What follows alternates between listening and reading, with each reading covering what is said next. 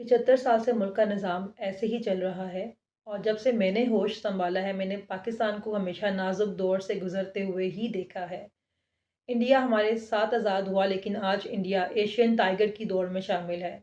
हमारे बाद आज़ाद होने वाले बांग्लादेश का टका भी हमसे बेहतर है। 20 साल दहशतगर्दी की जंग लड़ने वाला अफ़गानिस्तान की करेंसी भी आज हमसे बेहतर हो गई है।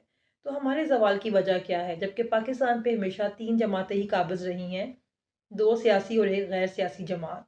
तो फिर ये सब तबाही का ज़िम्मेदार इमरान खान कैसे है? क्या इमरान खान के आने से पहले पाकिस्तान में दूध की नहरें बह रही थीं? क्या इमरान खान के आने से पहले मुल्क के अंदर महंगाई, बेरोज़गारी, करप्शन और गुर्बत नहीं थी?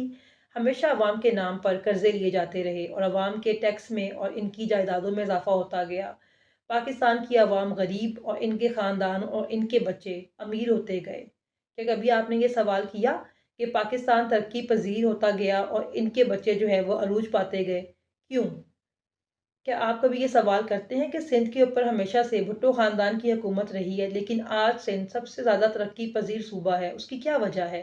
क्या आप ये सवाल करते हैं, चाहे आप कोई भी सियासी जमात से ताल्लुक़ रखते हों, कि नवाज़ शरीफ को 3 बार इक़्तिदार मिला, वो पाकिस्तान में एक ऐसा अस्पताल क्यों नहीं बना सका जहाँ पर उसका इलाज किया जा सके? इन सब के बच्चे आला तालीम हासिल करने के लिए बैरून मुल्क क्यों जाते हैं? अपने मुल्क के अंदर एक ऐसा तालीमी इदारा क्यों नहीं बना सके जहाँ पर पाकिस्तान की आम आवाम के साथ इनके बच्चे भी तालीम हासिल कर सकें? क्या आप ये सवाल करते हैं कि जो बड़े ओहदों पे बैठे हुए लोग हैं, अगर वो इतने ही मुहिब वतन पाकिस्तानी हैं, तो वो अपने ओहदों से रिटायरमेंट के बाद मुल्क से बाहर क्यों चले जाते हैं? उनकी जायदादें, उनके कारोबार, उनके बच्चे बाहर के मुल्कों के अंदर क्यों होते हैं? हमारा जीना मरना पाकिस्तान के लिए है। हमारी नस्लों ने यहाँ परवान चढ़ना है। हमारे पास ये बाहर जाने वाले, अपने बच्चों को बाहर सेटल करने वाले, बाहर जायदादें और कारोबार बनाने वाले ऑप्शन नहीं हैं। तो हम गद्दार और आप मुहिब वतन कैसे हो जाते हैं? इसलिए इस बार पूरा सोचो। बिरयानी की प्लेट के ऊपर चंद रुपयों के पीछे सड़कों और गलियों के वादों के लिए अपना वोट ज़ाया मत करो। आपका वोट आपकी ताकत है और कौम की अमानत है। इसको सोच समझ के इस्तेमाल करो। अपने मुस्तकबिल का सोचो, अपना हक इस्तेमाल करो, क्योंकि ये निज़ाम सिर्फ़ आप बदल सकते हैं।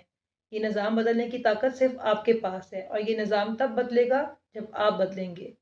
इसलिए अपने इलेक्शन की तैयारी करें और अपने वोट का सही इस्तेमाल करें। पाकिस्तान ज़िंदाबाद। रोज़नामा कुदरत की वीडियो देखने के लिए अभी YouTube चैनल पर सब्सक्राइब करें और बेल आइकन पर भी क्लिक करें।